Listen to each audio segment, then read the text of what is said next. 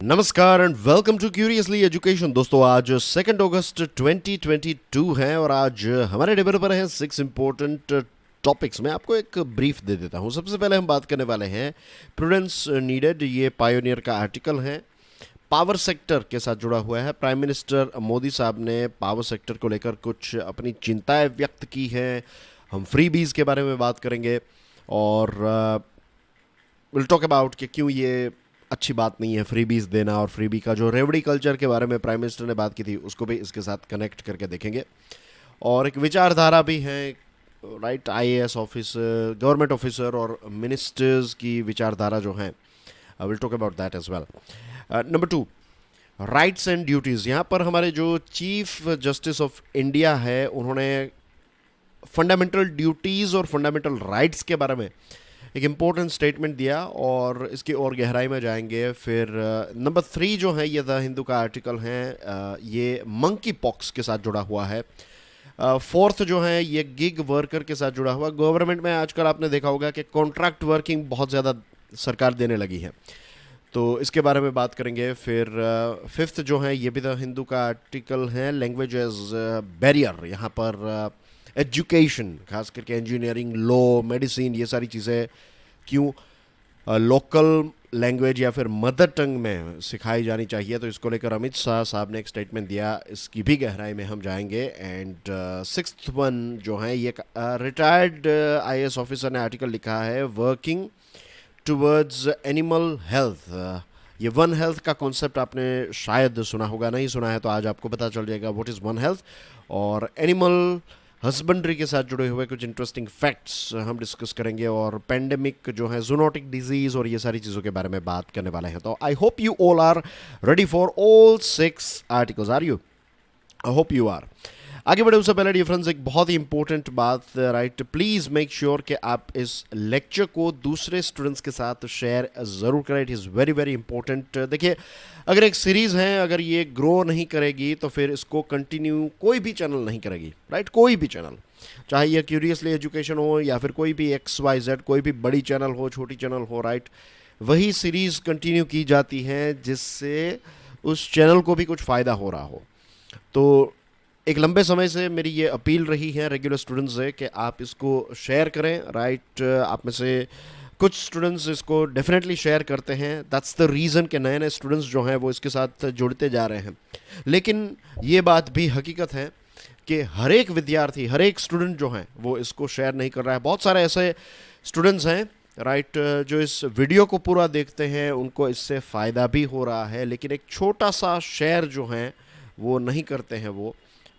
तो this is bad for the growth of this video series, right. इस अगस्त महीने को देखेंगे कि how it is going on, right. 3 series अभी चल रही हैं, एज यू नो। एक हेल्थ के रीज़न की वजह से मैंने कुछ समय के लिए एक ब्रेक ले लिया था। टाइम पर मैं ट्राई कर रहा था, whenever I was feeling good I used to deliver videos, but now I am fine, now I am healthy, back to normal, right. वो स्ट्रेंथ वापस आ चुकी है। तो अगस्त, कल जो 1 अगस्त थी, तो कल से ही सीरीज़ जो हैं, तीनों सीरीज़, इसमें editorial and article analysis, right, जो हमारा बेंचमार्क है, means quality wise one of the best in India है ये series, right. I can proudly say that, right. ये घमंड से बात नहीं कर रहा हूँ, राइट। इतने सालों की मेहनत है तो आई नो कि एडिटोरियल एंड आर्टिकल एनालिसिस एक ऐसा वीडियो है जो हर रोज़ 50,000 व्यूज़ लेकर आना चाहिए, लेकिन अभी हम 500 व्यूज़ को भी क्रॉस नहीं कर रहे हैं। तो all I want you guys to do sharing. फिर एक डेली करंट अफेयर्स की सीरीज स्टार्ट की है। ये प्योर न्यूज़ बेस्ड है, right. News, GK, current affairs, ये सारी चीज़ें इसमें कवर होती हैं। और एक फाइनेंशियल न्यूज़ एनालिसिस है। This is again one of its kind. आप यूट्यूब पर देख लीजिए, बड़ी बड़ी चैनल्स को देख लीजिए, यू विल नॉट फाइंड कि कोई भी ऐसा वीडियो चला रहा है, राइट, फाइनेंशियल न्यूज़ एनालिसिस। और इसमें भी मेरा अनुभव जो है वो 4-5 सालों का है। तो I have a very good grip on financial, current affairs, business और सारे कॉन्सेप्ट और ये सारी चीज़ें भी आपको, इसका भी आई कैन क्लियरली से, राइट, 50,000 व्यूज़ पर डे इसका पोटेंशियल है। ये सीरीज़ अभी 100-200 व्यूज़ ही ला पा रही है। तो I am sharing this openly, right. मुझे कोई शर्म नहीं है, कोई ऐसा नहीं है, राइट। ये फ्रैंकली मैं आपको बता रहा हूँ कि आप इनको शेयर कीजिए। ये अगस्त का पूरा महीना जो है, let's give our best. You are part of Curiously Education family, right? आप शेयर करेंगे, नए स्टूडेंट्स ज्वाइन होंगे। और देखिए, ये भी मत समझिए, ऐसा मत समझिए कि नए स्टूडेंट्स आएंगे और ये कोई सीक्रेट सीरीज चल रही है तो आपको ही इससे फ़ायदा होगा। आपको कंपटीशन में वो यही सारे लोग जो हैं वो कॉम्पीट करेंगे आपके साथ एग्जामिनेशन में, ऐसा मत सोचिए। This is a negative way of thinking. अगर मैं ऐसा ही सोचता तो फिर मैं ही क्यों ये सारी चीज़ें बनाता। मैं कुछ ऐसे 100 स्टूडेंट्स से भी फीस अगर कलेक्ट कर लूँ, राइट, तो 50,000 व्यूज़ से भी ज़्यादा पैसे मुझे उसमें मिल जाएंगे। But it's not like that. देखिए, कॉम्पिटिटिव एग्जामिनेशन का नेचर ही यही है, और कंपटीशन में ये भी एक चीज़ है, ये शायद आपको समझ में आज आए ना आए, राइट, लेकिन लेट मी टेल यू, जितनी अच्छी कंपटीशन होगी उतने ही अच्छे आप होंगे, राइट? आईएएस एग्जामिनेशन जो है, यूपीएससी की एग्जामिनेशन, ये इतनी चैलेंजिंग है, इसीलिए आपको बेस्ट लॉट मिलता है देश को। तो रिमेंबर दिस थिंग, इससे आपका कोई नुकसान नहीं होगा। इनफैक्ट नॉलेज जो है उसको शेयर करेंगे, इट विल हेल्प यू। कभी ना कभी आपको भी कहीं ना कहीं से हेल्प मिलेंगी। This is how nature works, this is how universe works. तो एक बहुत ही इम्पोर्टेंट चीज़ मैंने आपके साथ शेयर की है, राइट? और मैं चाहता हूँ कि आप ये तीनों वीडियोस को, अगर आप रेगुलरली ये वीडियोस देखते हैं, इस चैनल को देखते हैं, तो इस कंटेंट को शेयर कीजिएगा ज़रूर, राइट? बहुत ही इम्पोर्टेंट है ये, राइट? ट्रस्ट में, it is very important. Sustainable channel के ऑपरेशन के लिए it's very important. We need more views, we need more people to watch it on regular basis.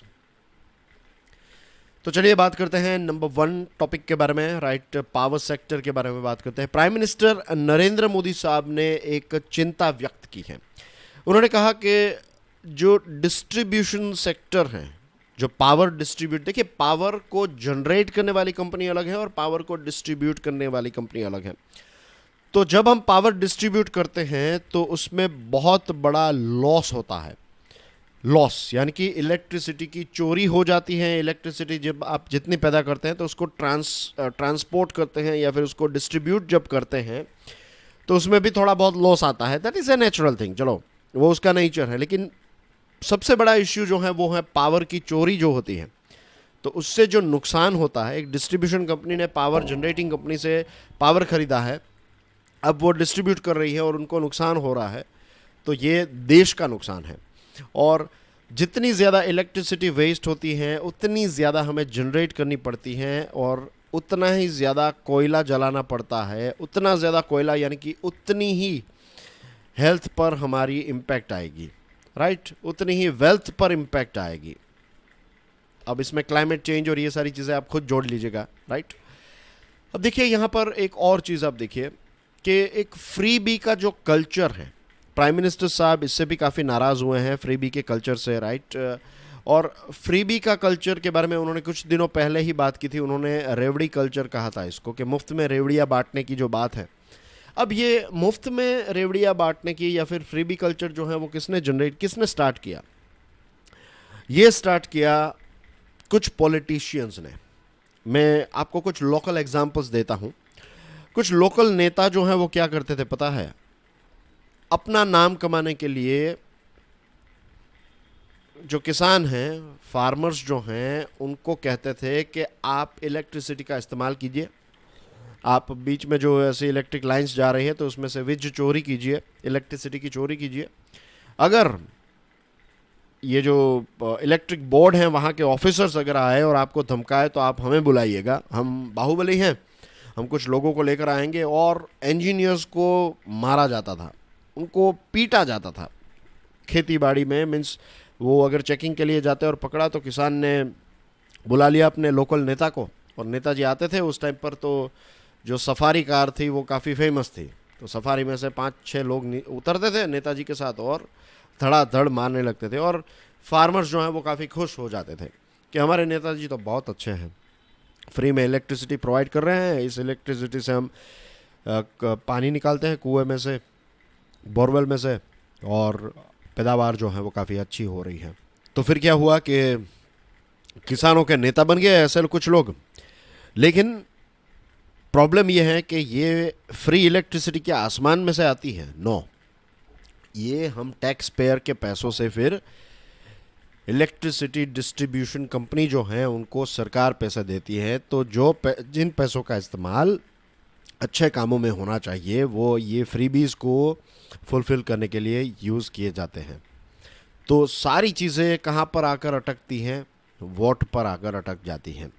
और जो बड़े बड़े ऑफिसर्स हैं, जब मैं कहूँ आईएएस ऑफिसर्स, तो इन generally I am talking about babus, right, government के ऑफिसर्स जो हैं, उन्होंने भी मीन्स ऐसा कल्चर रहा, minister is the final boss, तो मिनिस्टर कहते थे कि नहीं हमें तो यही करना है, आप ऐसी कुछ योजना बनाइए, आदेश दिए जाते थे और फिर बाबू जो हैं वो उस प्रकार की योजना बनाते थे। लेकिन यहाँ पर वी कैन क्लियरली सी कि प्राइम मिनिस्टर नरेंद्र मोदी साहब की टीम में कुछ अच्छे ऑफिसर्स डेफिनेटली हैं, जिन्होंने प्राइम मिनिस्टर का ध्यान जो है वो ये फ्रीबी कल्चर पर उनका ध्यान जो है वो आकर्षित किया और कहा कि देखिए ये चीज़ जो है वो गलत हो रही है। दिस इज़ द रीज़न कि प्राइम मिनिस्टर साहब जो हैं वो इस चीज़ से नाराज़ हुए कि ये फ्रीबी कल्चर जो है हमारे देश में बंद होना चाहिए। तो this is the power of an IAS officer या फिर जो टॉप ऑफिसर्स होते हैं, वो अगर अपनी ड्यूटी अच्छी तरीके से करें तो डायरेक्टली इनडायरेक्टली वो इस प्रकार से देश की मदद कर सकते हैं। यू सी, तो पावर सेक्टर जो है इसमें रिफॉर्म्स की डेफिनेटली आवश्यकता है। Centre's growing intolerance of economic policies which are imprudent and irresponsible. यहाँ पर सेंट्रल गवर्नमेंट काफ़ी, यानी कि प्राइम मिनिस्टर साहब खुद बता रहे हैं, आप देखिए कि वो नाराज़ हो चुके हैं इस बात से, उनको बिल्कुल पसंद नहीं है कि ये ऐसे इररिस्पॉन्सिबल तरीके से, इलॉजिकल तरीके से, इम्प्रूडेंट यानी कि इलॉजिकल तरीके से आप ऐसी पॉलिसीज़ बना रहे हैं। स्टेट गवर्नमेंट जो है वो ऐसी पॉलिसी बना रही है, फ्रीबीज और ये सारी चीज़ें दे रही है, देश के लिए बिल्कुल अच्छी बात नहीं है। यूनियन पावर मिनिस्ट्री का एक एस्टिमेट है, यूनियन पावर मिनिस्ट्री ने ये कहा है लास्ट फाइनेंशियल ईयर में, पता है जो स्टेट्स और यूनियन टेरिटरीज़ हैं, टोटल हमारे सारे के सारे राज्यों और सारी की सारी यूनियन टेरिटरीज़ को मिला लें तो उनको इलेक्ट्रिसिटी जनरेटिंग कंपनीज़ को कितने पैसे देने हैं? 1 लाख करोड़ रुपए। और जो डिस्कॉम्स हैं, जो डिस्ट्रीब्यूशन कंपनीज़ हैं, उनको 1.3 लाख करोड़ रुपीस देने हैं। इतने पैसे जो हैं, इतने पैसे जेनकोज और डिस्कॉम्स को मिले ही नहीं हैं, इतने पैसे स्टेट्स और यूनियन टेरिटरीज़ को देने हैं। ये फ्रीबीज़ के चक्कर में ये सारी चीज़ें, इतना कर्ज जो है वो बढ़ चुका है। और जब कोई डिस्ट्रीब्यूशन कंपनीज़ के पास पैसा नहीं होते तो फिर वो अपना एक्सपांशन भी नहीं कर पाएंगे, इलेक्ट्रिसिटी की प्राइस भी ज़्यादा रहेगी क्योंकि उनको अपना पेमेंट नहीं मिल रहा है, उनके लॉस जो है वो बढ़ रहे हैं, तो वो कहीं ना कहीं से तो प्रॉफिट कमाने की कोशिश करेंगे। Simple is that, simple logic है, बिजनेस का सिंपल लॉजिक है ये। तो इवेंचुअली किसको नुकसान होता है? हम सबको ही नुकसान होता है। प्राइम मिनिस्टर साहब ने यह कहा कि पावर मिनिस्ट्री ने एक फ्लैगशिप पावर मिनिस्ट्री ने एक फ्लैगशिप स्कीम लॉन्च की है, डिस्ट्रीब्यूशन सेक्टर स्कीम। और ये जो डिस्ट्रीब्यूशन सेक्टर स्कीम है, इसका ऑब्जेक्टिव, इसका लक्ष्य क्या है? इसका लक्ष्य यह है कि एक नंबर 1 इज़ के ऑपरेशनल एफिशिएंसी, इसके विज चोरी ना हो, तो इसके लिए स्मार्ट मीटर्स और एंटी थेफ्ट और ये सारी चीज़ों का इस्तेमाल करना। दूसरी चीज़ कि जो पावर डिपार्टमेंट है, डिस्कॉम्स है, तो इनकी फाइनेंशियल सस्टेनेबिलिटी रहे, right. Sustainability is the most important thing, जो मैंने आपको चैनल के बारे में बताई। Same thing goes with any company as well, कि अगर वो ग्रोथ कर रही है, सस्टेनेबल है, राइट, सारे एक्सपेंसेस कवर हो रहे हैं, एक छोटा सा प्रॉफिट हो रहा है, तो उससे ग्रोथ जो है वो होगा। तो अगर फाइनेंशियल सस्टेनेबिलिटी नहीं रहेगी डिस्कॉम्स की, तो फिर वो एक्सपांड कैसे होगी? तो ये जो डिस्ट्रीब्यूशन सेक्टर स्कीम है, तो इसका ऑब्जेक्टिव ये है। इसके लिए सरकार ने 3 लाख करोड़ रुपए आवंटित किए हैं, आउटले यानी कि इसके लिए रखे हैं। और इसमें यह होगा कि डिस्ट्रीब्यूशन इंफ्रास्ट्रक्चर जो है उसको मॉडर्नाइज किया जाएगा, उसको इम्प्रूव किया जाएगा, स्ट्रेंथन किया जाएगा। मॉडर्नाइज में let's say smart meter add किए जाएंगे, राइट, और रिलायबिलिटी पर फोकस किया जाएगा, क्वालिटी ऑफ सप्लाई पर फोकस किया जाएगा। तो इसमें टेक्नोलॉजी को अपग्रेड किया जाएगा, डिस्ट्रीब्यूशन लॉसेस को कम किया जाएगा और कस्टमर सेटिस्फैक्शन को और ज़्यादा इम्प्रूव किया जाएगा। तो ये 3 लाख करोड़ रुपए जो हैं वो इन क्षेत्रों में खर्च किए जाएंगे। The reckless manner in which state governments under various political parties manage their finances, ये एक सबसे बड़ा प्रॉब्लम है। प्रॉब्लम जो है वो यही है कि जो मैंने बताया कि स्टेट गवर्नमेंट्स जो हैं वो बिना कुछ सोचे समझे, राइट, पिलग्रिमेजेस जो हैं, यात्राएं जो हैं, तो उनको सब्सिडाइज करना, फिर शादी को सब्सिडाइज करना। बहुत सारे राज्यों में शादी ब्याह को लेकर भी स्कीम्स चल रही हैं, राइट। आप एजुकेशन दीजिए, स्किल्स दीजिए, राइट। ऐसी कुछ ऐसी चीज़ें प्रोवाइड कीजिए, हेल्थ, एजुकेशन और स्किल्स। बच्चे जब बड़े होंगे 21 प्लस 24 ऐसी कोई एज होगी उनकी, तो वो उतना कमा लेंगे कि अपनी शादी का मीन्स खुद खर्च उठा पाएँ। उनको 50,000 रुपये शादी के लिए दिए जा रहे हैं, 1 लाख रुपए शादी के लिए दिए जा रहे हैं। दिस इज़ लाइक उससे अच्छा तो है उनको 1 लाख रुपए और उसकी इक्विवेलेंट की हेल्थ और स्किल और एजुकेशनल फैसिलिटीज़ प्रोवाइड की जाए। फार्म लोन वेवर्स, पिछले 5 सालों से तो सेंट्रल गवर्नमेंट ने फार्म लोन वेवर जो है वो बंद कर दिया, लेकिन बहुत सारे राज्य जो हैं वो धड़ाधड़ फार्म लोन वेवर जो है वो अनाउंस करते हैं। और हमारे जो उर्जित पटेल थे आरबीआई के गवर्नर, उन्होंने भी कहा था कि एक बहुत गलत कल्चर पैदा हो रहा है फार्म लोन का। किसान लोन लेंगे और किसान लोन वापस पे नहीं करेंगे, एक बहुत ही गंदी आदत आप उनके अंदर डेवलप कर रहे हैं। फ्री इलेक्ट्रिसिटी से पानी का वाटर टेबल जो है वो डाउन हो गया है धड़ाधड़, मीन्स जितना चाहिए उससे कई गुना ज़्यादा पानी वेस्ट होता है इसमें, और ज़्यादा कोयला भी यूज़ करना पड़ता है क्योंकि अब धड़ाधड़ फ्री में मिल रहा है, तो ऐसे ही पॉल्यूट करो, ऐसे ही यूज़ करो ज़्यादा इलेक्ट्रिसिटी। एक बात हमें समझनी चाहिए, all actions specially bad actions have consequences. Sri Lanka से हमें यही चीज़ सीखने को मिलती है कि मीन्स अच्छा खासा देश चल रहा था श्रीलंका, लेकिन ये जो आंखें बंद करके इरेशनल और इलॉजिकल स्कीम्स, फ्रीबीज और ये सारी चीज़ें जो स्टार्ट की श्रीलंका ने, तो कितनी ख़राब हालत हो गई।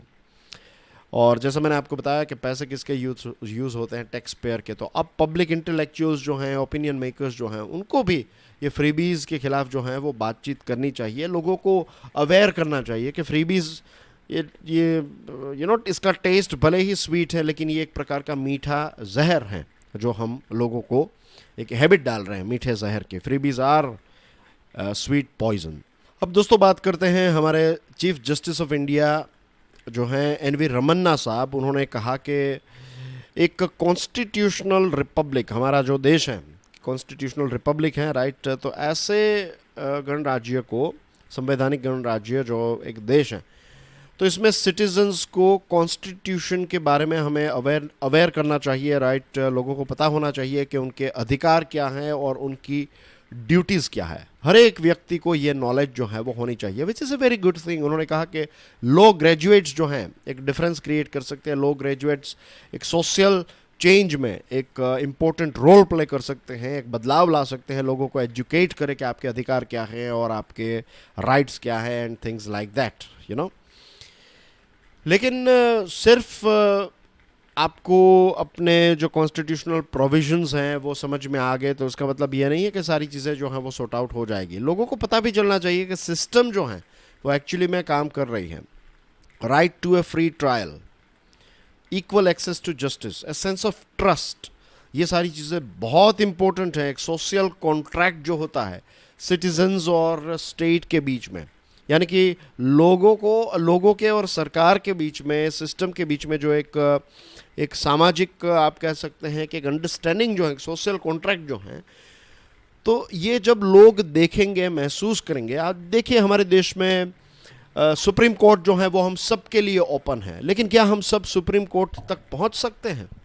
तो आंसर इज़ नो, क्योंकि सुप्रीम कोर्ट के लॉयर्स की जो फीस है वो मीन्स एक साधारण व्यक्ति जो है वो कभी अफोर्ड कर ही नहीं सकता।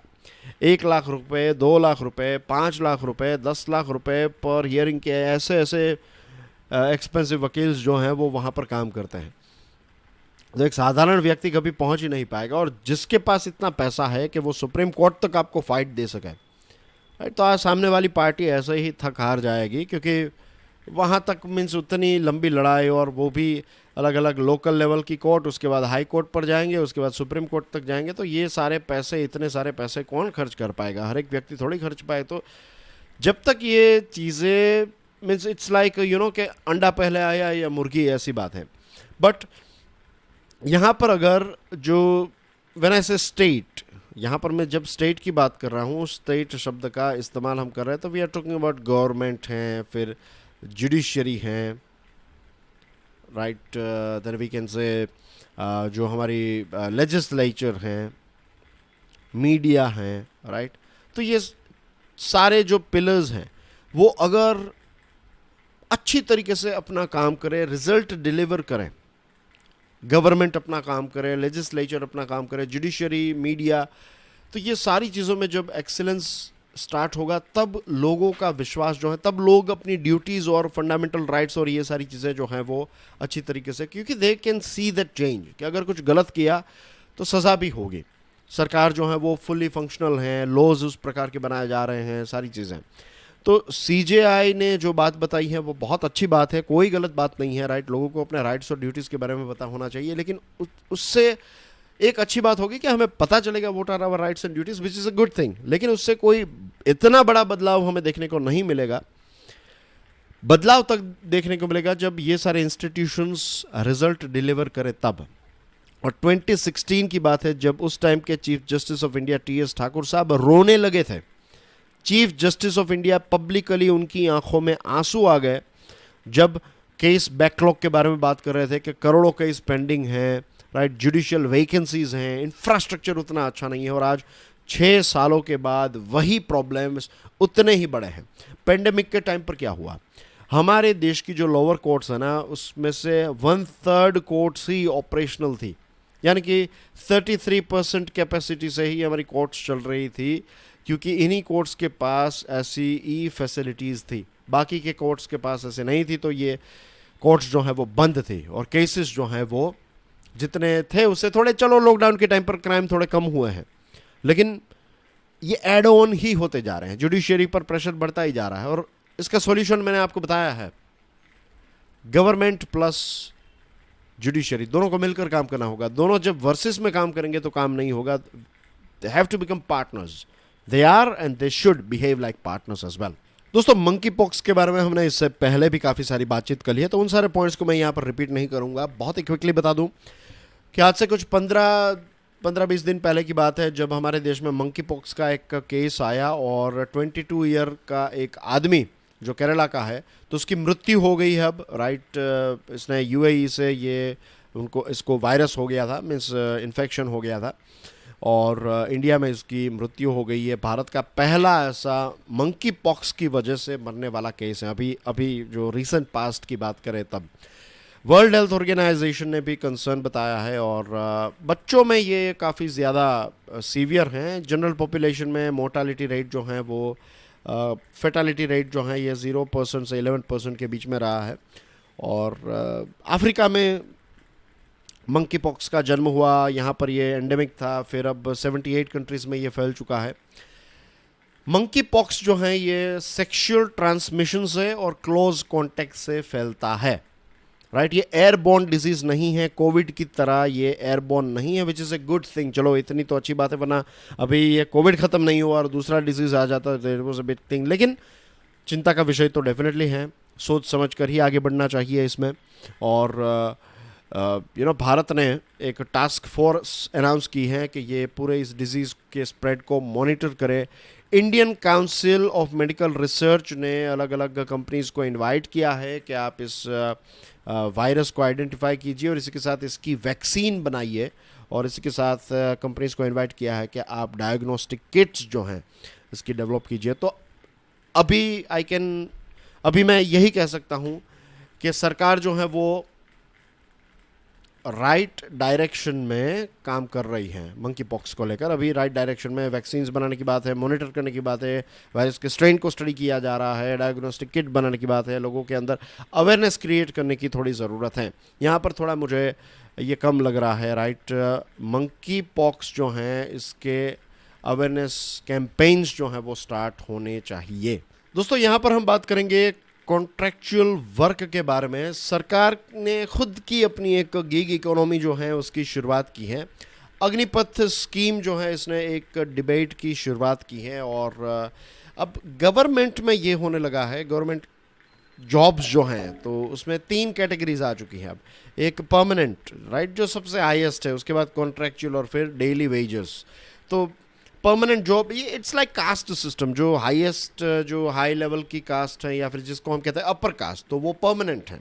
Permanent jobs are like upper caste, सारे benefits, facilities etcetera in the sense के सोसाइटी के, राइट। फिर अब ये फॉरगेट अबाउट दिस जो SC STs और OBCs को बेनिफिट्स मिलते हैं, we are not in that area. यहाँ पर समझाने के लिए मैंने कास्ट का इस्तेमाल किया, कास्ट सिस्टम का इस्तेमाल किया। तो परमानेंट सबसे ऊपर, उसके नीचे कॉन्ट्रैक्चुअल और उसके नीचे डेली वेजेस।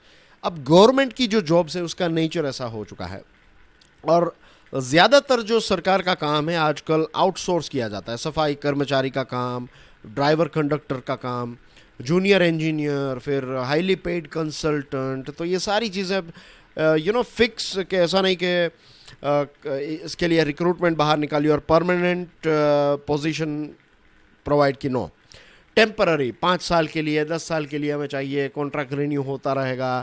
तो इस प्रकार की आउटसोर्सिंग अब काफ़ी ज़्यादा हो। तो ये जो आउटसोर्सिंग स्टार्ट हुई है, तो इट इज़ इम्पोर्टेंट कि हम इसको डीपली एग्जामिन करें और इसकी इम्पैक्ट पब्लिक सर्विसेज पर, जो सेवाएं हैं जो हमें सरकार प्रोवाइड करवाती हैं या फिर करती हैं, तो इस पर इसकी इम्पैक्ट क्या हो रही है, इसके बारे में हमें डेफिनेटली सोचना चाहिए।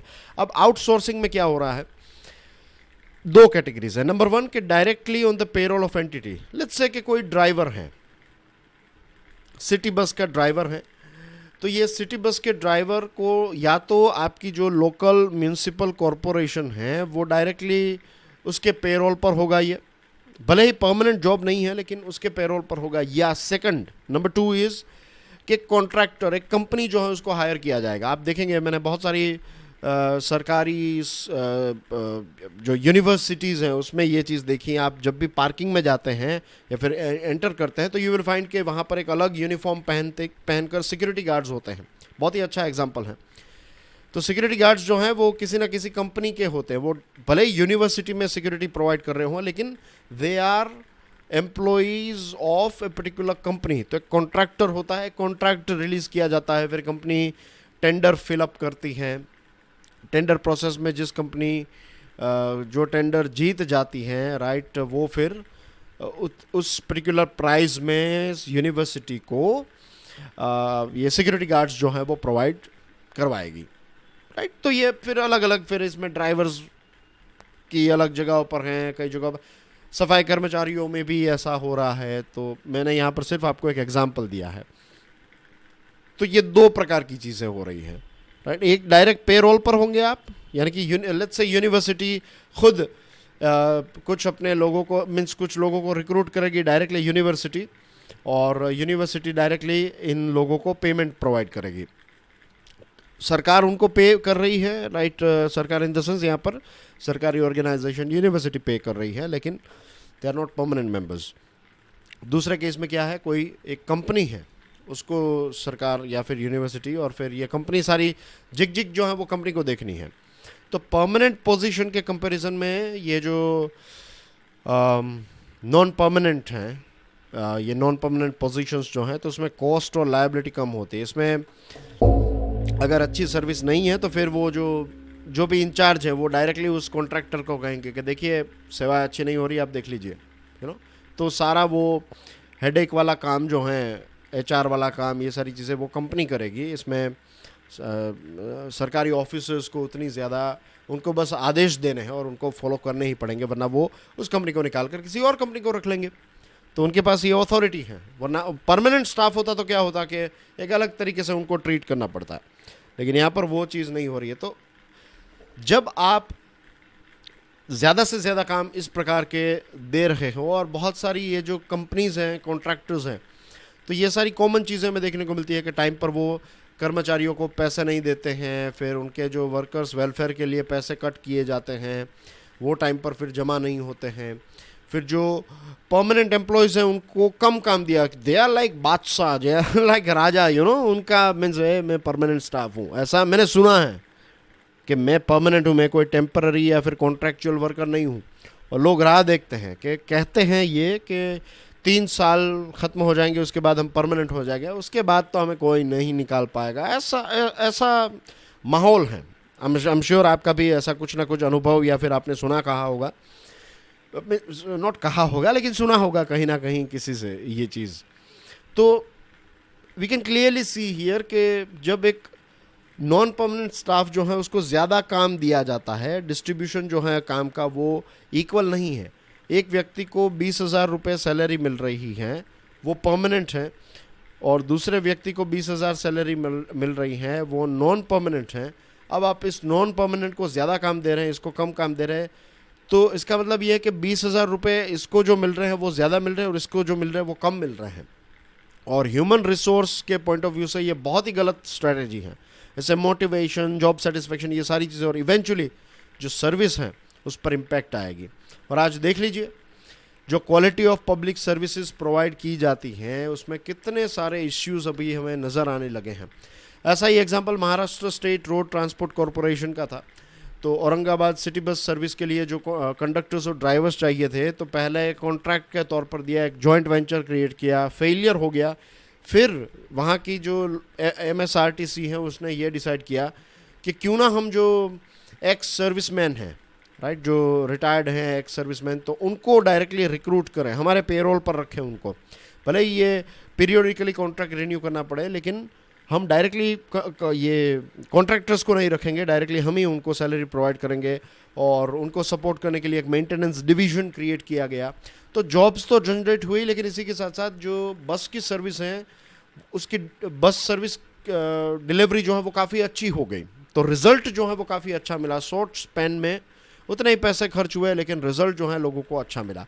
Ministry of housing and labour affairs का जो टुलिप है, the urban learning internship programme, इसने भी ऐसा किया कि लोकल सिटी अथॉरिटीज़ को डायरेक्टली वर्कफोर्स जो है वो प्रोवाइड की, तो इससे काफ़ी अच्छा रिजल्ट मिला।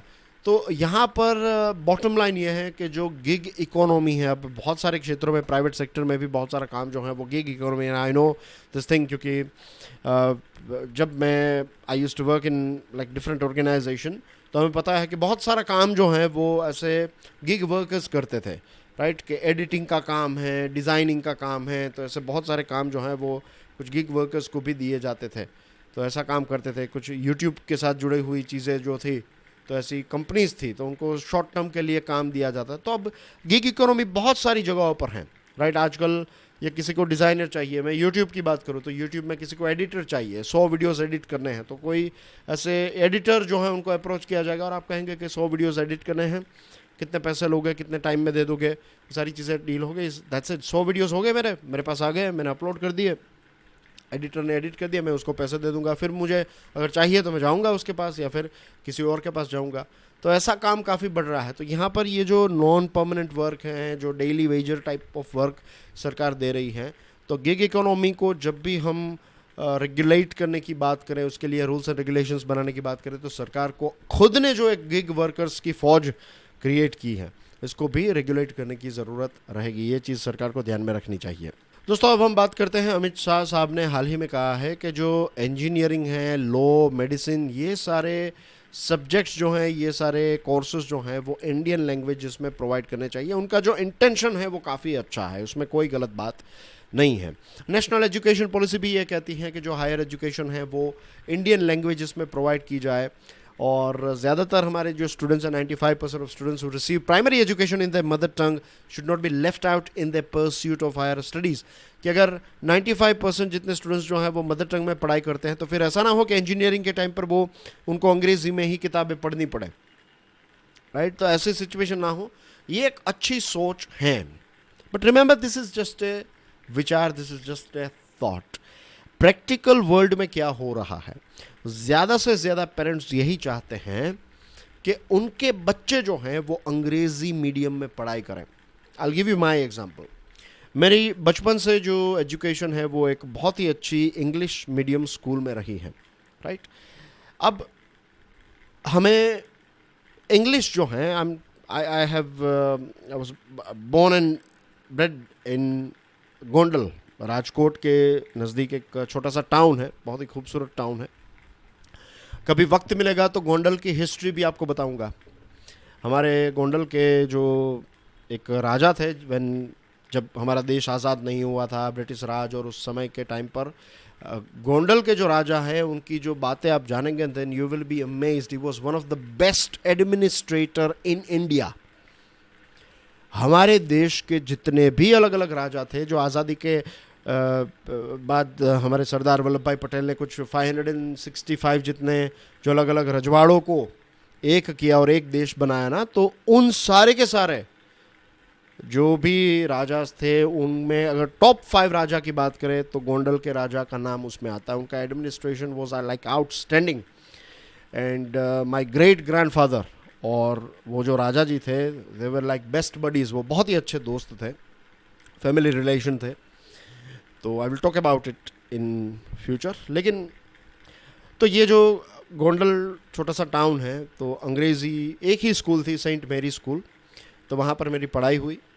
और हिंदी जो है ज़्यादातर गुजराती लोग जो है ना वो हिंदी फिल्में देख देख कर बोलना सीख लेते हैं और समझ लेते हैं। 5th स्टैंडर्ड से, आई थिंक 5th या 4th स्टैंडर्ड से हिंदी जो है उसका एक सब्जेक्ट स्टार्ट हुआ।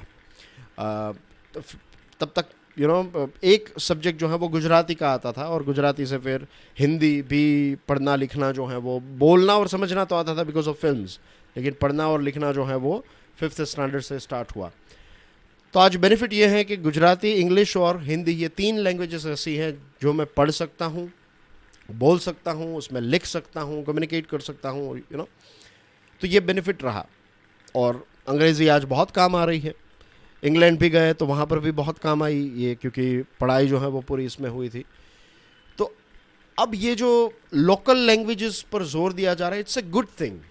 लेकिन आज के ज़माने में, और ये भारत के लोगों की खास बात है, मीन्स जब आप फ्रांस के किसी व्यक्ति को मिलेंगे, जर्मन व्यक्ति को मिलेंगे, तब आपको पता चलेगा कि उनको सिर्फ एक ही लैंग्वेज आती है। और जब वो हमसे बात करते हैं और उनको पता चलता है कि we can speak in English, in Hindi, in Gujarati, या फिर कोई पंजाबी और हिंदी और इंग्लिश बोलता है, कोई तमिल इंग्लिश और हिंदी बोलता है, कोई तमिल कन्नड़ और इंग्लिश बोलता है, तो 3 लैंग्वेजेस जब वो सुनते हैं तो दे आर लाइक शॉक्ड कि यार आपका दिमाग कितना। एंड साइंटिफिकली भी इट इज़ प्रूव्ड कि मल्टी लैंग्वेज जो बाईलैंग्वेज हैं, या फिर जो एक से ज़्यादा भाषा जो बोलते हैं, उनका दिमाग कंपेयर टू उस व्यक्ति जो सिर्फ एक ही भाषा बोलता है उससे थोड़ा अच्छा होता है। तो अच्छी बात है कि लोकल लैंग्वेज में कोर्सेज प्रोवाइड किए जा रहे हैं, उसका विरोध नहीं है। स्वयं नाम का एक प्लेटफॉर्म भी है, ऑनलाइन कोर्सेज प्लेटफॉर्म, जो इंडियन लैंग्वेजेस में कोर्सेज जो हैं वो प्रोवाइड करते हैं। तो दैट्स ए गुड थिंग, ये ऑप्शन होना चाहिए। लेकिन तमिलनाडु में ये हुआ कि तमिलनाडु में एजुकेशन जो है, इंजीनियरिंग एजुकेशन तमिल मीडियम में देने की कोशिश की, तो इसका एंड रिजल्ट जो है वो इतना कोई खास, इतना बड़ा ज़बरदस्त वो नहीं आया है। पॉलिटिकली काफ़ी अच्छा रहा होगा शायद, लेकिन बच्चों पर इसकी कोई इतनी बड़ी इम्पैक्ट नहीं आई है। In the field of law, अगर लॉ की बात करें, यहाँ पर अमित शाह साहब ने बात की है कि लॉ जो है वो हमें लोकल लैंग्वेज में, लेकिन do you know this fact के कोर्ट्स में, लोकल कोर्ट्स में इंग्लिश यूज़ करनी पड़ती है, सुप्रीम कोर्ट में, हाई कोर्ट्स में। तो जब लैंग्वेजेस ही यूज़ नहीं हो रही है वहाँ पर, तो फिर आप लोकल लैंग्वेज में पढ़ाएंगे तो फिर वी नीड टू चेंज, है ना। कि तो फिर जुडिशरी में भी ये चेंजेस होने चाहिए कि इंडियन लैंग्वेजेस में कोर्ट की प्रोसीडिंग्स हो। And most important thing is quality of education. आप गुजराती में पढ़ाएं, हिंदी में पढ़ाएं, तमिल में पढ़ाएं, इंग्लिश में पढ़ाएं, अगर बच्चों को प्रॉपर क्वालिटी एजुकेशन नहीं मिलेगा, फिर language is just a tool, right? It's when it comes to education, when it comes to gaining knowledge, language is a tool. When it comes to society, जब समाज की बात करें, हमारे इतिहास की बात करें, तो भाषा सिर्फ टूल नहीं है, भाषा हमारी आइडेंटिटी का पार्ट है, विच is a very good thing. लेकिन जब हम नॉलेज गेन करने की बात करें तो उसका एक सिर्फ जरिया है, एक टूल है लैंग्वेज। तो इसको पॉलिटिक्स से थोड़ा दूर करके हमें प्रैक्टिकल वर्ल्ड पर फोकस करते हुए, आई वुड रिकमेंड, ये मेरी पर्सनल सोच है, आप शायद इससे सहमत हो ना हो, लेकिन मेरी पर्सनल सोच ये है, इंग्लिश इज़ वेरी इंपॉर्टेंट आज के ज़माने में। मदर टंग तो आनी ही चाहिए हमें, राइट। और इसके साथ साथ अगर आपको, लेट्स से आप नॉर्थ इंडिया में रहने वाले हैं तो हिंदी, और अगर साउथ इंडिया में रहने वाले हैं तो फिर साउथ की लैंग्वेज, चाहे वो तमिल हो, चाहे कन्नड़ हो, जो भी लैंग्वेज हो, वो आपको थोड़ी बहुत आनी ही चाहिए। तो ये एक वरदान है, ये एक अच्छी बात है कि हमारे देश में जनरली लोगों को 3 लैंग्वेज, और पंजाबी गाने सुन सुन के अब तो थोड़ी बहुत पंजाबी भी समझ में आने लगी, तो इट्स गुड कि आप ज़्यादा लैंग्वेज, मराठी भी थोड़ी बहुत जो है, गुजराती जैसे शब्द होते हैं तो समझना इतना डिफ़िकल्ट नहीं है, थोड़ी बहुत समझ में आ जाती है। अगर कोई धड़ाधड़ बोलेगा तो नहीं पता चलेगा, लेकिन कुछ कुछ चीज़ें जो हैं वो समझ में 40-50% समझ में आ जाएगी। एंड आई एम श्योर जितने भी गुजराती लोग आज सुन रहे हैं इस वीडियो को, इस डिस्कशन को, यू विल फील दिस जो मैं आपको बता रहा हूँ, राइट, कि थोड़ी बहुत चीज़ें ऐसी समझो, क्योंकि बहुत सारे शब्द जो हैं वो सिमिलर टाइप होते हैं. So this is the thing, right. The bottom line is quality education.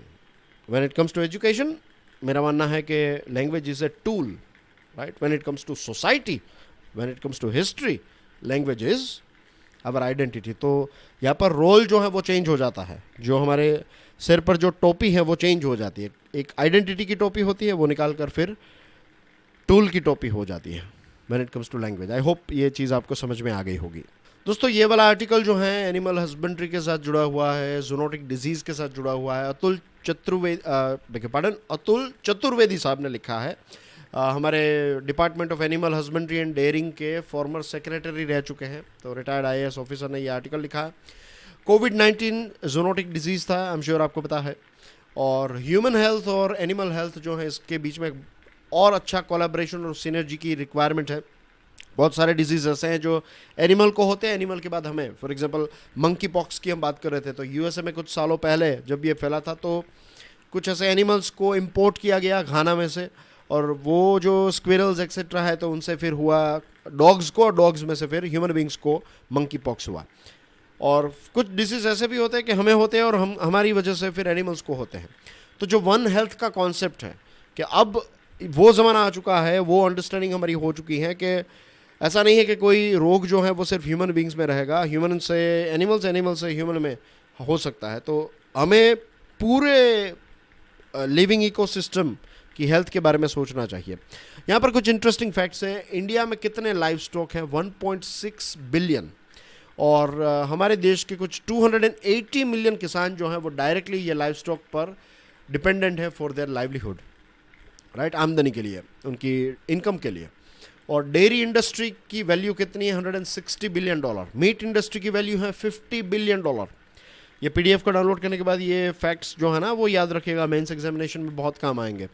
और अभी जो क्लाइमेट चेंज हो रहा है, ज़्यादा बारिश हो जाती है, कम बारिश होती है, ये सारी चीज़ों की वजह से क्या हो रहा है कि किसानों के लिए सबसे रिलायबल सोर्स ऑफ इनकम जो है दैट इज़ एनिमल हस्बेंड्री. कि गाय जो है वो दूध देगी. अगर खेती बाड़ी में नुकसान हो गया तो गाय दूध दे रही, तो उस दूध से आपका घर चल जाएगा, उसको बेचेंगे, आपको पैसे मिलेंगे.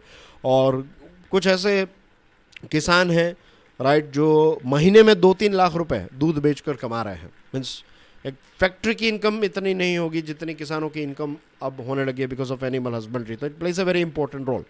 जूनोटिक डिजीज़ के बारे में बात करें तो देखिए 2000 से लेकर 2010 के बीच में 60% जितने डिजीजेस जो आए थे वो जूनोटिक थे. काफ़ी बढ़ते जा रहे हैं, 6% इसकी कंपाउंड एनुअल ग्रोथ रेट है.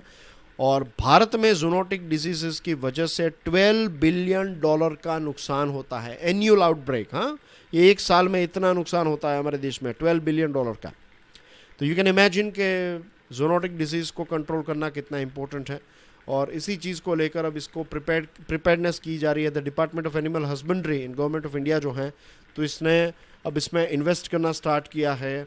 और इसकी प्रिपेयर्डनेस को लेकर department of animal husbandry and dairying जो है DAHD, तो इसने एक डेडिकेटेड वन हेल्थ यूनिट जो है ये ओपन किया है in collaboration with Gates Foundation. ऐसा भी MCQ पूछा जा सकता है कि DADH ने किसके साथ मिलकर वन हेल्थ यूनिट स्टार्ट किया है. ऑप्शन दिए जाएंगे, तो it is remember Gates Foundation, जो बिल गेट्स और मेलिंडा गेट्स फाउंडेशन है उसके साथ मिलकर.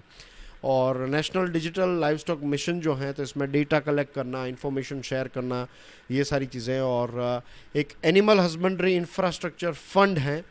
और बहुत ही क्विकली मैं अगर आपको बता दूं तो ये फंड जो है इसमें क्या किया जाएगा कि पहले सिर्फ ह्यूमन रोगों के लिए वैक्सीन, अब एनिमल वैक्सीन भी डेवलप की जा रही है और डेटा शेयर किया जा रहा है ताकि ऐसे पेंडेमिक जो हैं उनको हम कंट्रोल कर सके, जूनोटिक डिजीज़ को मॉनिटर कर सके और आइडेंटिफाई कर सके और उनको फैलने से रोक सके. तो इस चीज़ को लेकर भी एक empowered committee of for animal health create की है. That's everything in today's discussion dear friends. जैसे मैंने आपको बताया, sharing is very very important. Please share this lecture with other students. I will see you soon. Till then enjoy your studies. God bless you all. जय हिंद.